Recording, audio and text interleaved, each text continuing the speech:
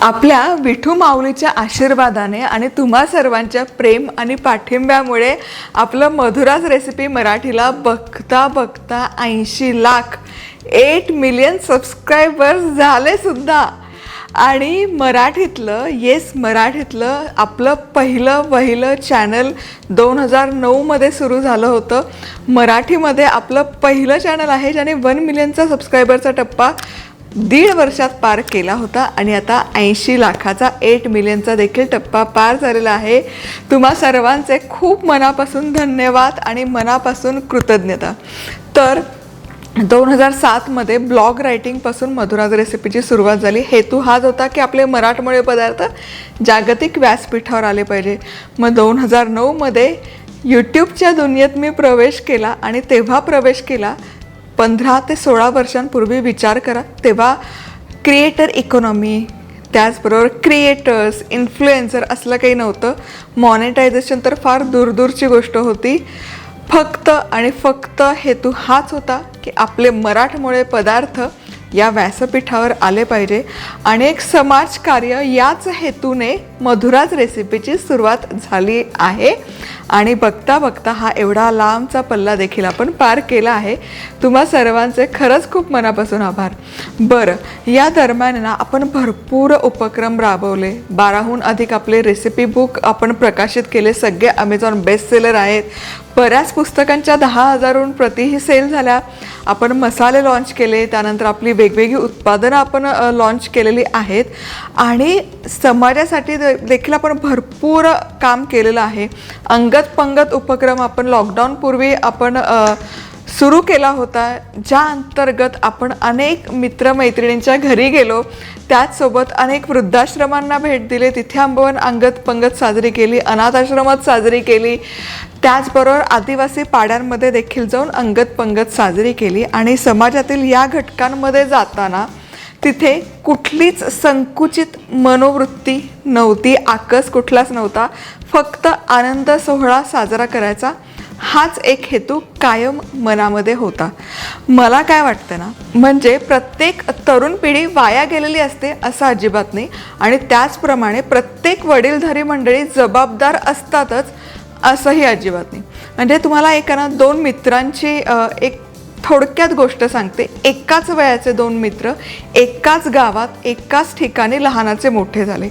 एक मित्र अतिशय स्वाभिमानी, कष्टाळू आणि येईल त्या संकटाला 4 हात करणारा.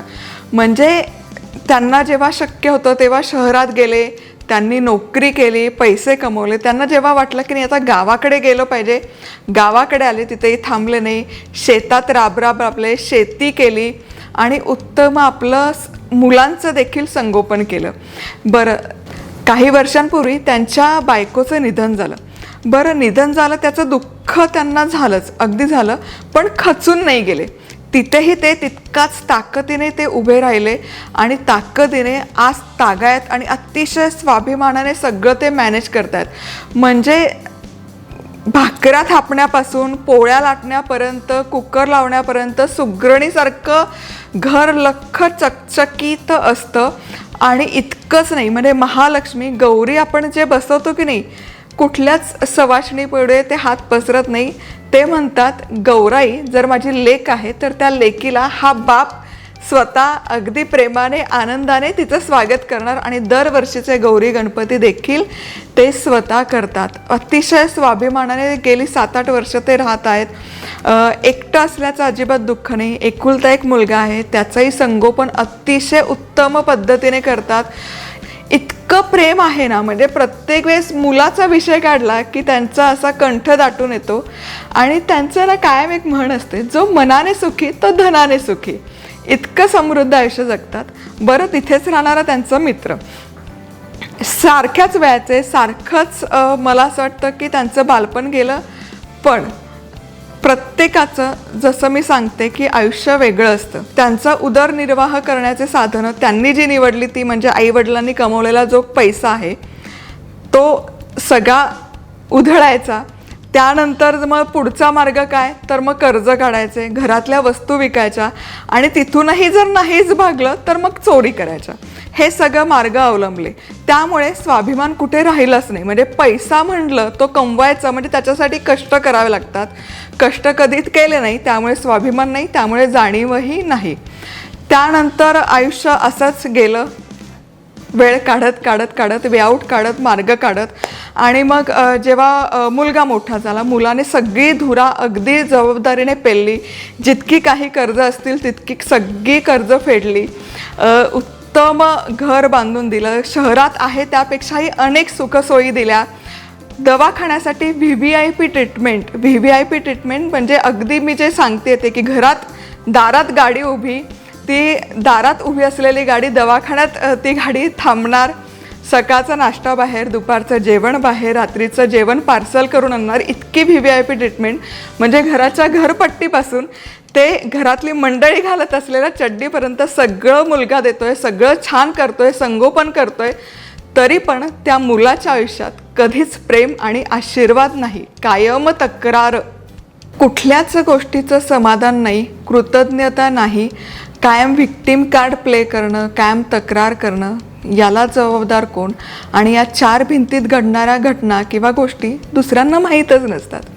बरं चला, एक कटकारस्थान रचणं किंवा मागे चोंबडेपणा करणं, चुगल्या करणं, गटबाजी करणं, वाईट साईड बोलणं, निंदा करणं, हे सगळ्या गोष्टी आपण बाजूला ठेवूयात. याबद्दल बोलायलाच नको. कारण याचाही आहे ना, म्हणजे हे असं वागण्याचंही लोकांना कौतुक वाटत असतं आणि याच्याही रंजक कथा करून ते नातेवाईकांना ऐकवत असतात की कसं आम्ही त्याच्याशी वागलो, कसं आम्ही त्याला एकटं पाडलं. आणि हे असं इतक्या विकृत मनोवृत्तीने वागून आम्ही कसे भारी, याच्याही कथा सांगणारी ढोंगी लोक असतातच. म्हणजे वरकरणी समाजाला वाटतं की हे चूक आहे, हे बरोबर आहे.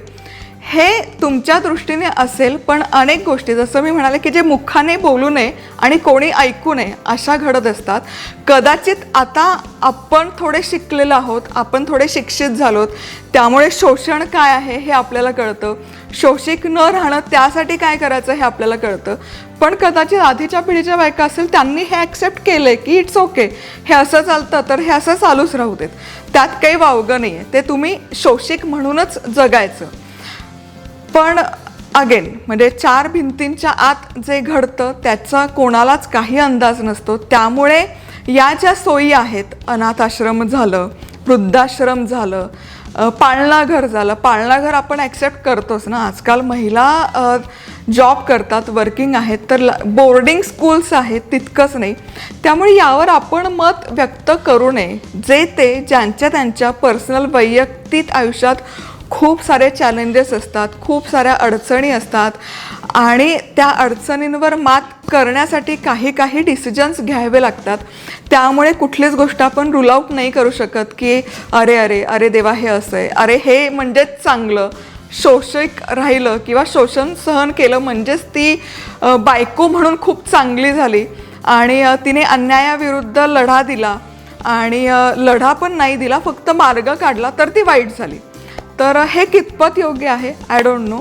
चला, खूप मोठं झालं, पण अगदी आज मला असं वाटलं की मनातलं बोलूयात. कदाचित बरेच जण यातून जात असतील, बरेच जण या समस्येला सामोरं जात असतील आणि कुठे बोलायची सोयही नसेल. त्यामुळे ज्या काही एकतर 4 भिंतींच्या ज्या गोष्टी घडतात त्या कौटुंबिक असतात, त्या 4 माणसांमध्ये घडणाऱ्या गोष्टी असतात. त्यामुळे आपण त्याला सामाजिक स्वरूप तर अजिबात देऊ नये आणि कुठलंच मत व्यक्त करू नये.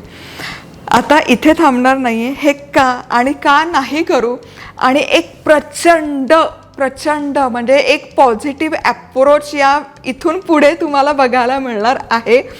आणि तुम्ही ना इथून पुढे कुठलीच पळवाट शोधणार नाही. जर तुमचं पॉझिटिव्ह माइंडसेट असेल तर एक्सक्युजेस नाही फाइंड आउट करणार आणि स्वाभिमानाने कसं जगायचं याचं एक अगदी म्हणजे माझ्या स्वतःच्या वैयक्तिक आयुष्यातलं हे उदाहरण आहे. अतिशय हृदयस्पर्शी आहे.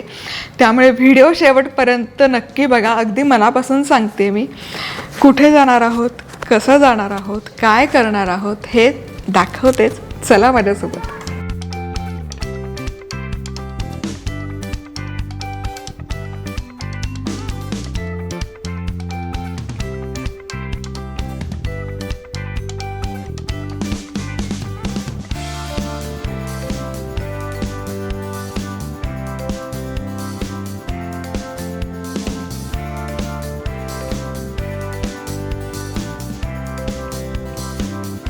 तर मी आता इथे या संस्थेच्या ऑफिसमध्ये आहे. या संस्थेच्या कार्यवाहक आणि ट्रस्टी नीलमताई आहेत आणि त्यासोबत सुप्रियाताई पण आहेत. आणि मला याबद्दल थोडी माहिती द्याल का, की बऱ्याच जणांना काही करायचं असतं पण कसं यायचं, कसं करायचं हे माहिती नसतं. तर त्याबद्दल या संस्थेबद्दल आणि बाकी काही जर कोणाला यायचं असेल तर संस्थेबद्दल मी माहिती सांगते. आमची जी संस्था आहे ती अंध आणि वृद्ध व्यक्तींसाठी आहे आणि 50 वयाच्या पुढल्या लोकांना इथं आम्ही ॲडमिशन देतो. आणि ॲडमिशन देताना आम्हाला मेंटल फिटनेस, शारीरिक फिटनेस असं सगळं लागतं. आधार कार्ड, नंतर आपलं रेशन कार्ड वगैरे ह्या गोष्टी आवश्यक आहेत. आणि मोस्टली आमची जी संस्था आहे ती 70 to 80% डोनेशन्सवरती चालते. तर आता कसं यायचं वगैरे हे नीलम मॅडम सांगतील आपल्याला. आमच्याकडे सध्या 80 लोक आहेत आणि ही संस्था अंधवृद्ध लेडीज आणि जेंट्ससाठी आहे आणि अगदी निराधार आहे, अंध आहे, गरजू आहे, त्यांना इकडे मोफत ॲडमिशन दिली जाते आणि त्यांचं संस्था शेवटपर्यंत त्यांचा सांभाळ करते. आणि समजा आता बाकीचे लोक आहेत त्यांच्या ओळखीने येतात. आणखीन आमच्या नॅब इंडियाच्या पण ब्रँचेस आहेत, तर त्या देखील ॲडव्हर्टाइजमेंट करतात आमच्या संस्थेची आणि अशा रीतीने इकडे ॲडमिशन्स येतात. संस्थेबद्दल तर तुम्हाला रितसर माहिती मिळालीच, पण तुम्हाला जर काही मदत करायची असेल, निधी जमा करायचा असेल, देणगी द्यायची असेल, भारतामध्ये असाल, भारताबाहेर असाल तर सगळे ऑनलाईन डिटेल्स तुम्हाला देते. वेबसाईटची लिंक आहे, त्याचबरोबर बँक डिटेल्स आहे, लोकेशनचे डिटेल्स येते. पण माझा मनापासून आग्रह असा राहील की लोणावळ्यातच आहे, अगदी सहज तुम्ही येऊ शकता. इथे फिरण्यासाठी आला कुटुंबासहित तर इथे येण्यासाठी थोडा वेळ राखीव काढून या आणि रितसर इथे व्हिजिट करून देणगी द्या नका देऊ तर तुमचा वैयक्तिक प्रश्न आहे, पण एकदा आग्रह म्हणून समजा की एकदा नक्की या आणि इथे व्हिजिट नक्की करा. चला, तुम्हाला मी म्हणाले होते आपण आज स्पेशल ठिकाणी जाणार आहोत, तर सांगते.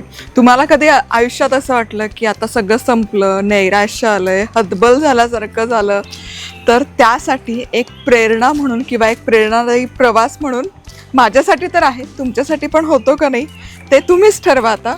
तर मी इथे आज लोणावळ्यामध्ये आलेले आहे. नॅब लायन्स म्हणून ओल्ड एज होम आहे ब्लाइंड लोकांसाठी स्पेसिफिकली, आणि इथे माझा मामा आहे. हा माझा सख्खा मामा आहे आणि गेली अनेक वर्ष तो इथे आहे वास्तव्यासाठी. तर मामाबद्दल पटकन सांगते. मामाला लहान असल्यापासूनच दिसत नाही आहे, दिव्यांग आहे आणि त्याने शिक्षण निवासी अंधशाळेत केलं कोरेगाव पार्क इथे. तिथे तो शिकला. त्यानंतर शिक्षण झाल्यावर त्याने त्याचा व्यवसाय छान सेटअप केला तळेगाव ढमढेरेला. तो जिथे राहतो तिथे छोटासा व्यवसाय सेटअप केला. जे मिळेल ते काम केलं. त्याला उत्तम बॅग्स बनवता येतात, वायरच्या, खुर्च्या, काय म्हणतात त्याला, केनिंग चेअर तो करतो, बॅग्स बनवतो.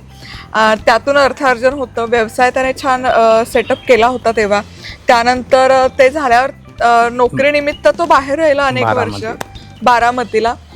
शारीरिक स्वास्थ्य त्याचं जोवर छान आहे तोवर त्याने स्व इच्छेने नोकरी केली आणि नोकरी त्याला जितकी शक्य आहे, जितक्या शारीरिक मर्यादा यायला लागल्या तेव्हा त्याने स्वतःहून ठरवलं की आता आपण इथे थांबूयात. आणि तिथे थांबल्यावर त्याचा हा स्वतःचा वैयक्तिक निर्णय होता की तिथून पुढचं आयुष्य तो इथे येऊन घालवणार आहे किंवा इथे राहणार आहे. आणि त्याप्रमाणे तो इथे आला आणि एवढा तो त्याचा लहानपणापासूनचा संघर्ष आहे, इतका त्याचा प्रवास आम्ही बघितलेला आहे. पण आत्तापर्यंत त्याला कधीच आम्ही कोणाबद्दल वाईट बोलताना नाही, अरे मलाच माझ्या नशिबी हे का, कोणाबद्दल वाईट चिंताना ऐकलं नाही आहे. किंवा आम्ही जे आजूबाजूची मंडळी आहोत त्यांनीही कधी तिरस्कार केला आहे, चिडचिड केली आहे किंवा सल्ले दिलेत किंवा त्याच्या वैयक्तिक आयुष्यात कोणी इंटरफिअर केलं आहे असंही नाही. ज्याचा त्याचं स्वतंत्र आयुष्य आणि जे ते ज्याच्या त्याच्या पद्धतीने घालवतं त्या अनुषंगाने त्याने त्याचं छान, माझ्या दृष्टीने हे याच्यापेक्षा अजून इन्स्पायरिंग काय होऊ शकतं. म्हणजे आपण छान धडधाकट आहोत, सगळ्या सुखसुविधा असतात तरी आपण तक्रार करत असतो. पण मामा अगदी अपवाद आहे या सगळ्याला. आणि इथे आमचं येणं जाणं असतं कारण मामा इथे आहे. आणि अर्थातच ही उत्तम संस्था आहे, उत्तम सोय आहे अंध लोकांसाठी. तुमच्याकडे म्हणजे बरेच जण असतात की त्यांना इच्छा असते की काही ना काही करायचं आहे, तर तुम्ही इथे देणगी स्वरूपात काही करू शकता. आम्ही येतो, आम्हाला वैयक्तिकरित्या भेटता येतं, त्याचा आनंद होतो. आणि संस्थेचे काही नियम असतात, नियमावली असतात, त्यांची रीतसर परवानगी घेऊन मग त्यांनी जर अलाउड केलं की काही घरचे पदार्थ तुम्ही आणू शकता. तर कारण काय होतं ना, संस्थेमध्ये बरेच वेगवेगळे त्यांची काळजी खूप छान घेतात. आज फालुदा पार्टी झाली, तर असे वेगवेगळे उपक्रम होत असतात, पार्टीज होत असतात. पण काय गोष्ट मिस होत असते तर अगदी घरचे छोटे छोटे लहान सहान गोष्टी. शेंगदाण्याची चटणी आहे, लोणचं आहे, आता इथे केतकर काका आहेत, त्यांना फोडणीचा भात आवडतो, किंवा मामाला आईच्या हातचा मसाले भात आवडतं, तिखट पुरी. मग असं आम्ही संस्थेची रीतसर परवानगी घेऊन ज्याच्या त्याच्या आवडीप्रमाणे छोटे छोटे पदार्थ घेऊन येतो. आणि बाकी मग जर सगळ्यांसाठी करायचं असेल तर त्यांनाच विचारतो. म्हणजे आजचा बेत बिर्याणीचा आहे, मामाने सांगितलं म्हणून बिर्याणी करतोय. व्हेज आणि नॉनव्हेज, काही जण व्हेज खाणारे आहेत, काही जण नॉनव्हेज खाणारे आहेत. तर असा मामाचा जीवनक्रम आहे. मामा, हां बोला. नमस्कार. तू काय सांगशील? एक छानसा कोणाला संदेश द्यायचा असेल की प्रत्येक जण आपापल्या आयुष्यात काही ना काही दुःखद अनुभवातून, प्रसंगातून जात असतात. काही जण तक्रारी करतात, छोट्या छोट्या गोष्टींना तक्रारीचा सूर लावत असतात. पण तू तुझं आयुष्य समृद्ध जगला. कधीच मी तुला इतक्या वर्षामध्ये कोणाबद्दल निंदा करताना नाही बघितलं, कोणाशी वाईट चिंताना नाही बघितलं, आपल्याच वाट्याला का असं आलं असं कधी ऐकताना नाही ऐकलं. तर तू काय सांगशील? प्रथमतः माझी बाची मधुरा हिचं मी मनापासून खूप खूप अभिनंदन करतो. तिचा जो प्रवास आहे खडतर याच्यामधून तिने हे उत्तुंग यशापर्यंत पाऊल उचललं आहे, पाऊल टाकलं आहे, तिथपर्यंत ती पोचली आहे. माझ्यातर्फे तिला खूप खूप शुभेच्छा. मी लहानपणापासूनच अंध आहे. कोरेगाव पार्कला पुणे अंध शाळेमध्ये शिक्षण झालं. त्याच्यानंतर मी छोटा मोठा व्यवसाय केला तळेगाव डमडरी येथील ब्लाइंड स्कूल ZP विद्यालयाच्या समोर. आणि त्याच्यानंतर बारामतीला 20 वर्ष मी सर्व्हिस केली. पण कोरोनाच्या काळामध्ये प्रायव्हेट कंपनी असल्यामुळं थोडी डळमळीत झाली आणि माझं पण थोडं डळमळलं, कॉन्सन्ट्रेशन भंग पावलं. आणि मग मी निर्णय घेतला की आपल्याला दिसत नाही, मग आपण आपल्या पाठीमागच्यांना त्रास द्यायचा नाही. म्हणून मी इथे आलो. आणि इथे मला असं वाटत नाही की मी एका वृद्धाश्रममध्ये राहतो आहे. हे माझं घर आहे, ब्लाइंड होम आहे आमचं. इथे सर्व प्रकारच्या सुखसोयी आहेत, करमणुकीसाठी खूप काही आहे. आम्ही इथं टॉवेल, बेडशीट, हँडलूम सेक्शन आहे. त्याच्यानंतर वायरच्या बॅगा, सोप, हँडसोप हे सर्व आम्ही बनवतो इथे. आणि त्याच्यातून आमचा पुढचा प्रवास चालू आहे. म्हणजे एक स्वाभिमानानेही जगता येतं. कारण इथे जितकी मंडळी आहेत त्यांना रीतसर प्रशिक्षण दिलं जातं त्यांच्या आवडीनिवडीप्रमाणे. जसं की मामा केनचे खुर्च्या विणतो, बॅग विणतो, काही जणांना साबण करता येतात, काही जण अत्तर करतात, काही जण हँडलूमवर काम करतात. तर आणि त्यातून ते वस्तू विकून त्यातूनही ते अर्थार्जन करतात. आणि तसं त्यांना रीतसर दर महिन्याअखेर काही जितका काही सेल झाला असेल तितके त्यांना पैसेही मिळतात किंवा तितकं त्यांचं अर्थार्जनही होतं. त्यामुळे खूप छान हा उपक्रम आहे की जिथे अगदीच अरे रे असं म्हणण्यासारखं खरंच काही नाही आहे. आणि सर आम्ही आनंदाने राहतो इथे. सर्वांसमोर कॅमेरा समोर संवाद साधणं अगदी शक्य नाही. कॅमेराच्या मागे तर करत असतो. काका नमस्ते. नमस्कार. तर केतकर काका आहेत, मामाचे मोठे बंधू आपण इथले म्हणू शकतो. काका कायम फोनवर संपर्कात असतात आणि उत्कृष्ट म्हणजे इतके छान राहतात ना सगळे. आणि कायम काकांशी बोललं की एक इन्स्पिरेशन मिळतं किंवा प्रेरणा मिळते. आणि मी नसते बऱ्याचदा माझा भाऊ आणि आई ते सगळं येतात, पण ते जरी आले तरी काका कायम आपुलकीने चौकशी करतात, काही 4 गोष्टी समजावून सांगतात. सो काका खरंच तुमचे मनापासून धन्यवाद. मामाच्या पाठीशी कायम असतात, एक मित्र म्हणून, एक मोठा भाऊ म्हणून. तर एक साधारण काय संदेश द्याल तुम्ही सगळ्यांसाठी? ज्यांना खरोखर आवश्यक आहे त्यांनी इथे अवश्य यावं. कारण आपलं दिव्यांग आहे म्हणजे आपण दृष्टिबाधित आपण आहोत, हे आपलं तडजोडीचं आयुष्य आहे, हे आपलं परस्वाधीन जीवन आहे. त्यामुळे आपण तडजोडी करावीच लागते. हे तडजोड म्हणून आपण इकडे यायचं, पण असं नाही घरच्यांच्या नाराजी सोड करून हे करून असं नका येऊ. आणि सेकंडली की इथे काही वस्तू कमी नाही, कुठल्या वस्तूची कमी, फक्त कमी काय आहे माया. चला तर आता आम्ही, अर्थात मी एकटी नाही, म्हणजे करत्या धरत्या या दोघी असतात. तुम्ही अनेक व्हिडिओमध्ये बघितलं असेल, आई आहे आणि मामी आहे. दोघींनी अपार कष्ट केले, स्ट्रगल भरपूर केलेलं आहे. मामीने तर 8 लग्न लावलेत आणि कधी त्याची तक्रार नाही. आणि आत्ता तर गेले काही महिने काय वर्ष झालं अनेक कठीण प्रसंगाला ती सामोरी जाते, पण तक्रारीचा सूर नाही. आणि मला असं वाटतं ना की आयुष्याकडे बघायचा एक सम्यक दृष्टिकोन, बॅलन्स, की अरे रे आपण करत असतो ना, ते नाही करायचं, याची शिकवण या दोघींकडून मला लहानपणापासून मिळाली. तर मामी, तू तर करते हे मी लहानपणापासून बघतेय, म्हणजे घरच्यांचं तर करते, पण सामाजिक कार्याची आवड तुला कशी काय निर्माण झाली?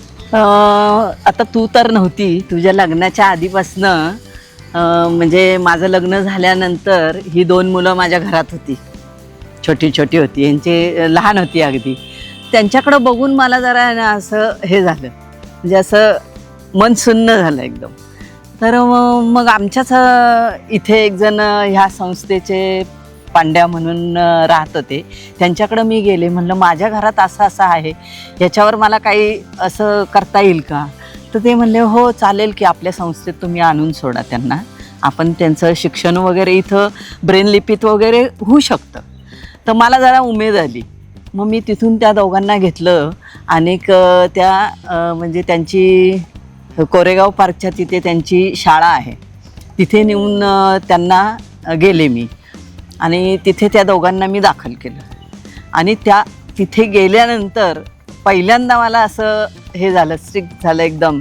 तिथे अगदी छोटी छोटी लहान मुलं होती, मी अशीच गेले होते, तर असे पदर धरून जाऊ नको ना, जाऊ नको ना, जाऊ नको ना, असं. म्हणजे तिथून मला एकदम कसतरी वाटलं आणि तिथेच मला ह्या गोष्टीची प्रेरणा मिळाली, म्हणजे आपण सुद्धा ह्या लोकांसाठी काहीतरी केलं पाहिजे. तर तेव्हापासून मी सामाजिक कार्याकडे वळले. मग तिथून पुढं मग मी तिथून जे सुरुवात केली ते आजतागायत मी म्हणजे त्या संस्थेचं जरा थोडी मदत केली, किंवा त्यांचे आश्रम होते, वृद्धाश्रम, त्या वृद्धाश्रमामध्ये मी काही बायकांना भरती केली, किंवा काही त्यांचे फंड्स असतात त्यांचे, म्हणजे पुस्तकं वगैरे. ती पुस्तकं हे ज्यावेळेस तुझे मामा ज्यावेळेस बँकेत होते त्यावेळेस त्यांना मी ती दिली की हे पुस्तकं तुम्ही तिथून असं भरत जा म्हणून, कारण ते कॅशियर होते बँकेमध्ये. तर ते प्रत्येकजण पैसे घेऊन आला की त्याच्यापुढं ते पुस्तक पुढं करायचे की तुम्ही ही पावती एक फाडा. अशा पद्धतीने जशी आपल्याला म्हणजे मिळेल तशी त्यांना मी मदत करत गेली. आणि तिथून हे मग माझं सामाजिक कार्य चालू झालं. आणि त्याच्यानंतर मग आपल्या समाजासाठी काहीतरी करावं म्हणून समाजातले मेळावे भरवले, किंवा लग्न बऱ्याच जणांची झाली. तिथून मग घरातल्याच लग्नाची ती आवड निर्माण झाली, कारण एकत्र कुटुंब असल्यामुळे हे सगळं घरातलं, तिथूनच मला ही प्रेरणा मिळाली. आणि त्याच्यानंतर मग परत ज्यांचे विवाह असे समजा मोडकळीला आलेले आहेत, किंवा जे तुटलेले आहेत ते एकत्र करायचे, किंवा त्यांना एकत्र आणायचं, हे सगळं तिथूनच मला त्या अंधशाळेच्या तिथूनच मला ते सगळं प्रेरणा मिळत गेली. येस. आणि ते खरंच मामीचं कौतुक करावं तितकं कमी आहे, कारण ती स्वतःहून कोणाच्या वैयक्तिक आयुष्यात तिने ढवळाढवळ केली नाही, पण तिला असं जेव्हा कोणी ॲप्रोच केला स्वतःहून, तर तिने दोनही बाजू व्यवस्थित समजून घेऊन त्यावर एक बॅलन्स साधायचा, किंवा ते जोडायचं कसं, ते कायम तिचा कायम त्यावर भर असायचा, तोडायला कधीच भर नसायचा. सो काय संदेश देशील तू? काय नाही, आता प्रत्येकजण तसं पाहायला गेलं तर प्रत्येकजण आपापलं नशीब घेऊन आलेला असतो, जो तो आपल्या आपल्या नशिबाने जगत असतो, कर्मानुसार राहत असतो. त्यामुळं काय, तुम्ही चांगलं कर्म करा, चांगलं होईल. जे आलंय नशिबाला त्याचा तुम्ही स्वीकार करा चांगल्या ह्यानी, ते तुमचं तिथं खतम होईल. पुढच्या वेळेला तुम्ही चांगल्या ह्याच्यात जाऊ शकताल आणि अशा ह्याच्यातनं तुम्ही म्हणजे मोक्षाला जाताल. कर्माचा सिद्धांत सांगितला कर्म सिद्धांत. आणि खरंच आहे ते. आई आहे म्हणजे या आईचं तसं संगोपन मामीने केलं म्हणायला काही हरकत नाही. लहानाचे मोठे लग्न करणं, लग्नानंतरचे रुसवे फुगवे आणि ते सगळं मॅनेज करणं. तू काय सांगशील? एक तर मुलगी म्हणून मला खूप अभिमान आहे, आई म्हणून तर असणारच. 8 मिलियन सबस्क्रायबर कम्प्लीट केले ना म्हणून. हं. आणि जरी ही माझी मुलगी असली तरी सगळे संस्कार आम्हाला ह्यांच्याकडनं आलेले आहेत. ह्यांच्यामुळे मी घडले, माझ्यामुळे ही घडली आहे. तर सगळी माहिती तुम्हाला वहिनींनी सांगितलेलीच आहे कसं काय झालं ते. ह्या सगळ्या गोष्टीला आणि ह्या म्हणजे साक्षीदार साक्षीदार आहेत. आहेत मी. नाही, मधुराचं तर कौतुक आहेच आहेच आहे. आहे आम्हाला. आमच्या एकत्र कुटुंबात ती राहिली आहे, त्यामुळे तिला सगळ्या म्हणजे गोष्टीची सवय. हा. आणि चिकाटी आहे तिच्याकडं, खूप कष्ट करायची तयारी आहे तिची. आणि आम्हाला अभिमान आहे तिचा. तिचा आम्हालाच काय, ती सगळ्यात जगाची मुलगी झाली आहे, त्यामुळे मी काय एवढं बोलू शकत नाहीये.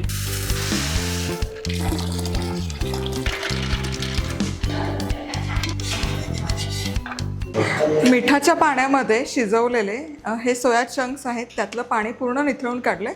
हे तळून घेणार आहे. तळले की त्याची चव छान लागते.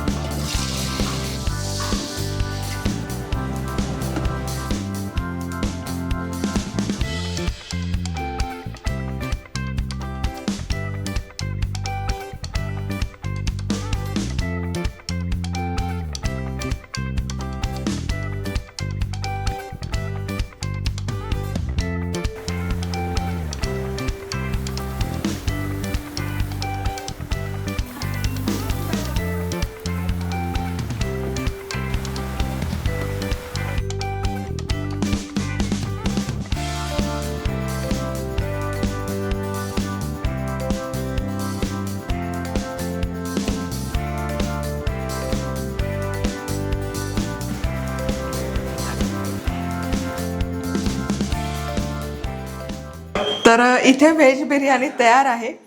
30 लोकांची आम्ही इथे केली आणि उरलेली 50 लोकांची जी नॉनव्हेज बिर्याणी आहे ती बाहेरनं करून आणतोय. तर ही कशी झाली मामी तूच सांग. वास तर खूप छान येतोय. आता आपण ती उघडून बघूया.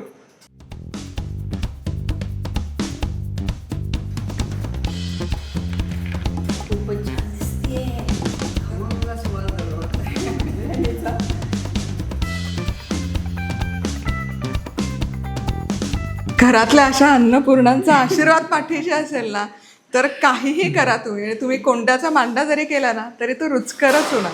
आणि बिर्याणी तर आहा मस्त आली. तुझ्यासारखंही असं आम्हाला रत्न मिळलंय छान, त्यामुळे ते आणखीन त्याला चव येणार. नाही हा हा, मस्त केली कोणी?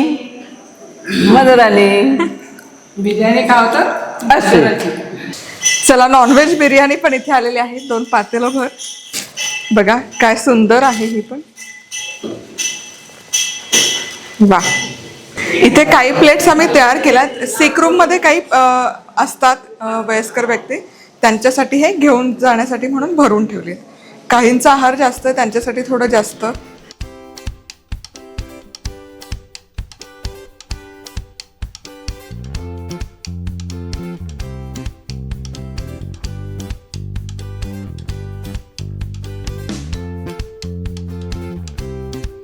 आज आपल्याला ज्यांनी जेवण दिलेलं आहे त्या मधुरा ताई नेवासकर यांच्या बहिणीच्या मुलगी आहे.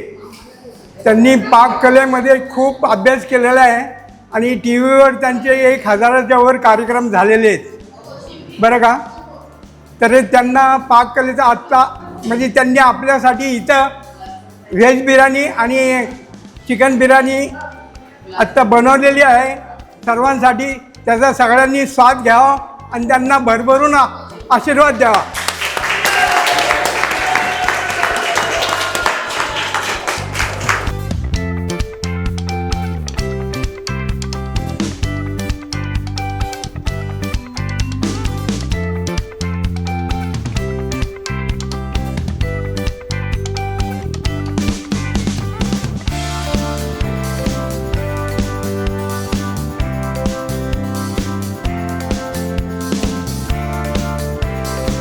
8 मिलियन सबस्क्रायबर झाले आणि इथे आपले काका काकू मामा मावशी यांच्यासोबत छान आनंद सोहळा साजरा करता आला.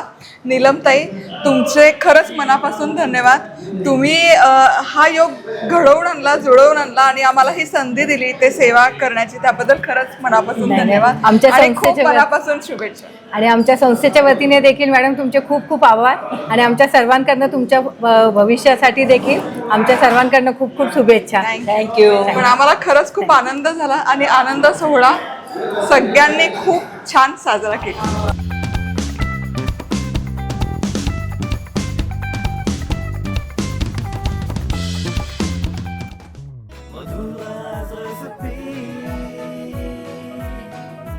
मधुराज रेसिपी, महाराष्ट्राची अस्सल चव.